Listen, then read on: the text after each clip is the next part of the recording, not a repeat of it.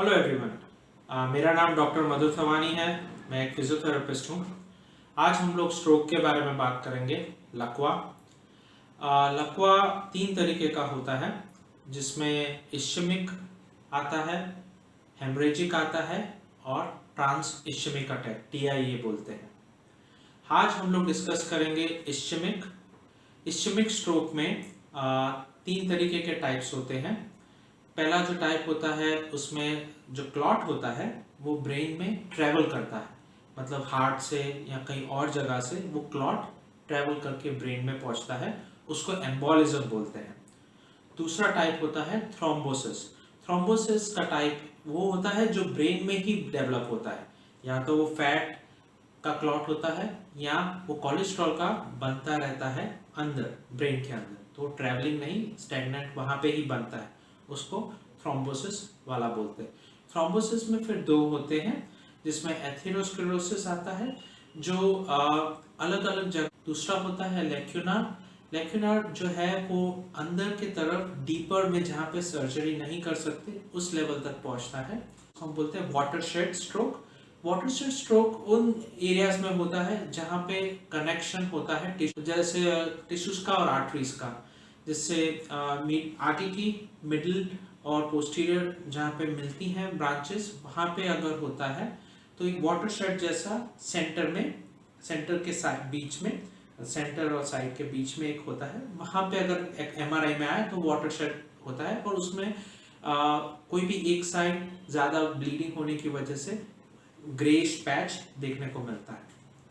Stroke के बहुत सारे कारण होते हैं। There are many causes because of which you get stroke. सबसे पहला कारण हाइपरटेंशन है, हाई ब्लड प्रेशर है। दूसरा smoking, tobacco, eating, diabetes, overweight, history, age. तो अगर इसमें से आपके कोई भी कारण मैच होते हो, then chances of getting stroke is higher. Symptoms जो होते हैं इश्चेमिक स्ट्रोक के, उसमें सबसे पहला सिम्टम होता है नमनेस, फेशियल पैरालिसिस जैसा, और या हाथ में वीकनेस आना। ये इस वजह से होता है क्योंकि जो मोटर, जहाँ से हाथ और पांव हिलते हैं, वहाँ पे अगर असर होती है, उसके साथ ही जो मूवमेंट की जो प्रोप्रियोसेप्शन होता है उसमें असर होता है। उसके वजह से मुंह टेढ़ा होने लगना, हाथ काम नहीं करना, सुन हो जाना, ये मोटर रिस्पॉन्स होते हैं। दूसरा होता है ब्लर्ड विजन, आंखों में नहीं दिखना, अंधेरा छाना, दिखाई नहीं देना, वो होता है। तीसरा होता है बात नहीं कर पाना। उसमें ब्रेन में दो एरियाज होते हैं जिनको हम लोग ब्रोकास और वर्निक्स एरिया बोलते हैं। एक एरिया होती है जो आपको समझाती है कि आप सही तरीके से फास्ट बोल सकते हो, दूसरी होती है समझना कि हाँ मुझे ये बोलना है। तो वो अगर अफेक्टेड हो, आदमी बोल नहीं पाता, समझा नहीं पाता, तो ये थोड़े बहुत सिम्टम्स, इनिशियल सिम्टम्स होते हैं जब वो दिखाते हैं कि शायद स्ट्रोक हो रहा है, इश्चेमिक स्ट्रोक हो रहा है। तो अगर ऐसा है तो पेशेंट को आपको डॉक्टर के पास या क्लोजेस्ट हॉस्पिटल लेके जाना है। The reason is faster the treatment, better the recovery. जाएं हॉस्पिटल में, वो लोग चेक करते हैं मूवमेंट क्या है क्या नहीं, क्यों हो रहा है, और CT या MRI के लिए लेके जाते हैं।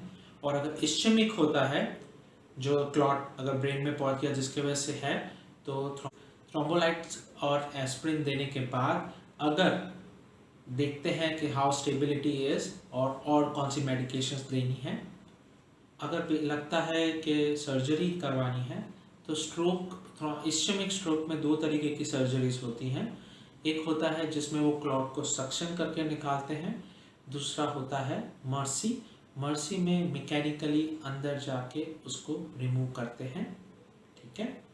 इसके बाद जनरली 24 to 48 आवर्स में, डिपेंड कि कितना फास्ट मोबिलाइजेशन करवा सकते हैं, कितना फास्ट मूवमेंट कर सकते हैं, उसके हिसाब से फिजियोथेरेपी स्टार्ट होती है। फिजियोथेरेपी जनरली 24 टू 48 आवर्स में स्टार्ट करती है। डिपेंड करता है डॉक्टर, फिजियोथेरेपिस्ट और टीम क्या डिसाइड करती है। जितनी फास्ट ट्रीटमेंट चालू करें उतनी फास्ट रिकवरी आने के चांसेस होते हैं। फिजियोथेरेपी में आपका मूवमेंट बढ़ाने के लिए आपका वॉकिंग सिटिंग पोजीशन देखते हैं कि कैसे बढ़ा सकें, चलना घूमना।